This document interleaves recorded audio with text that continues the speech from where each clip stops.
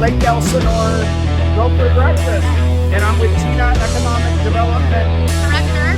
And they were telling us a little bit about some of the retail, various developments they want to bring into Elsinore. So what tenants, what uses, Gina, are you looking to bring here to Elsinore? We have a long list of tenants that we are looking to bring into Lake Elsinore. We have about 1.7 trillion in sales leakage, and we have about 160,000 square feet of retail demand with an additional 320,000 square feet. We have industrial space needs. We have office demand needs of 140,000 square feet. So we have every major category here in Lake Elsinore. We may be a 100-year-old city, believe it or not, but we have, our needs are very, very large. Quick question. I think you talked about sit-down restaurants. Yes. So like, what do you think of like Broken Yolk? Broken Yolk's a great amenity. We're looking for steakhouses, Italian, American.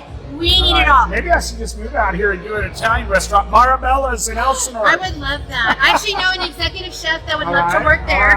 All right. I also heard that you're doing a Skater Brothers with Evergreen Development. Yes, Evergreen Development off of Central Avenue. We just recently did an Aldi at our center in Cleveland, Ohio, in Parma. Would you like Aldi? Is that something? We love Aldi's. We would have to look at a saturation study to determine the location to help them with that. But one of the things that we're looking at, specialty grocer, also from Barron's to Sprouts to Trader Joe's, we have the income and we have the educational attainment level to justify specialty grocers here in Lake Elsinore. And what's your growth rate again? I know you said you're growing. 7.8% over 2 years, which is high growth. Come to Elsinore, right? If you're a developer, you're a retailer, you're a broker. Do you pay brokers commissions? I know up in the upper I'm trying desert, to create a program like that. That would be amazing. You know, we think about money a lot. No, and so do we. But I was going to say, you know, Lake Elsinore we have the second highest median household income in Southwest Riverside County, just under Temecula at $109,000. Wow, that's really high. It is extremely high. And you're doing the diversification. You're diversifying the various industries so that you're not just dependent on tourism. Like I think you mentioned Temecula, but most of their wine country is tourism. But you guys are kind of doing a diverse economy, which I think is smart. A comprehensive economic development strategy with the federal EDA called a SEDS. Yes, and that's exactly what it is diversifying your local economy so that you're sustaining when there's downturns in the economy and help to grow the region and then your city's industries. Do you have any land for developers that want to build retail on four-way intersections? Do you have any grants? Anything that could help these developers that you want to bring here? Just like we're seeing the brokers with some commission incentives. I know they did that in the upper desert. So yes, so there are select pieces of land that are perfect for commercial development that you're talking about when it relates to retail. We also have some infill projects, but as far as terms of grants and things that are available to assist in the development process, that's also another positive of doing a SEDS, is that it opens you up to federal grant money to help partner on a matching level. So when you're a developer, you're paying for certain types of improvements. This is an addition. So if there's multiple industries where it's a mixed use project, so let's say you're doing retail with a hotel or there's retail with office, there's some type of mixed development, you can then partner through this this mechanism up to about $3 million to assist on offsetting some of those offsite and onsite costs. Interesting. Yep. Interesting. How about technology? Technology is so important today. All we hear on CNBC is AI, right? And we're really competing with China. It's so important that you're getting amazing schools and educating the next generation to compete with China, especially now with Trump doing these tariffs. Do you think that's going to benefit Inland Empire? Do you think that there'll be more industrial buildings and things coming to the Inland Empire if there's tariffs? Any thought on that? Yes, I'm a big believer that we need to create industry here locally instead of outsourcing companies to different countries.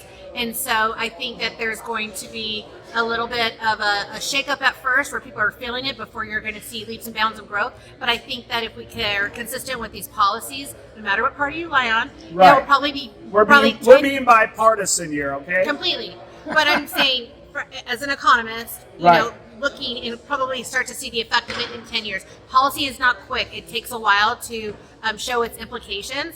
But yes, I do think that it'll start to benefit us from being able to fill those industrial facilities and start to spur some of that additional development, right, that you're talking about. One thing to consider, most of our lumber is coming from Canada, and most of our drywall is coming from Mexico.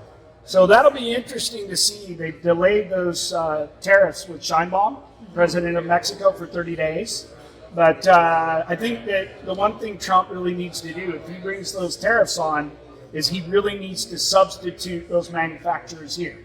And I'm that's sure going to be and have regulation that is common sense regulation that allows companies to function like they are in these other countries where we're buying a lot of their goods. I would agree with you. Or you. it won't work. You'll have shortages. But in addition, just because you have a company doesn't mean that you don't have regulation that is burdensome to development. Okay. And so we also need to address CEQA here in the state of California and ways to spur and streamline development so that way we can build a lot faster too. Exactly. So you have a company that's looking, and time is money. And so when you're looking to expand or grow or even relocate, you have to have all of those nuances in order to develop. You know, the thing is that, like in San Diego, there's not much land left. There's more land here. And to get something entitled in San Diego, I heard it's very difficult. So what happens? The price of houses go up, right? So the millennials aren't able to buy houses. So, you know, you gotta kind of balance that. If we want some affordable housing for younger people, then there's got to be regulation that kind of goes along with that. Now, will you be out at ICSC? Come on, of course, of course. Who's going to miss IC? So be out at ICSC 2025 in May and meet Gina. Are you guys going to have a booth? We always have a booth. All right. Always have a booth. And if there's somebody that would like to meet and they are unable to attend, we'll even meet outside of the convention space. We will meet after hours. How can somebody call you, email you a project, or try to collaborate with the city of? I know that you have a lot of collaboration from the breakfast this morning. You have websites. You really are trying to spur business. How do those developers come into Elsinore to collaborate and use some amazing projects? Thank you. This is my favorite question. But I was going to say, you can visit dreamalley.org or you can look up lakeelsinorebusiness.com. All of our information, we have studies, we have tools, resources available to you. My information's there. You can... What's your telephone? Your good old-fashioned telephone where they can call you directly. Well, you can text if they want to set up a meeting. Yes. 951-751-6872 is the easiest way. I'm not at my desk because I'm in the field. So if you call the good old-fashioned desk line, chances are it's going to either roll to my phone, so might as well just call the phone. I go by the KISS. Keep it simple. You didn't finish it, but I keep it simple and old-fashioned. So that'll wrap it up. Thank you so much. It was an amazing breakfast. If you need any financing, like if you're a developer here coming into Elsinore, you're doing a Starbucks or a Chick-fil-A, we love 7-Eleven. I'd love to be your liaison for construction and permanent financing. Right now for construction, our rates are in the low sevens. And we have some amazing construction lenders for those kind of projects. We got perm debt if you have a loan coming due that you need to refinance. You have some properties here. Yes, we do. Some of your owners, landlords that have loans maturing. Yep. I'd love to talk to those guys.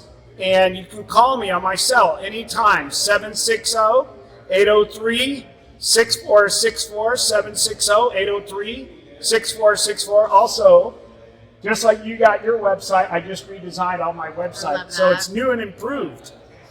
It's new and improved. Always trying to make things simpler. You can see easier.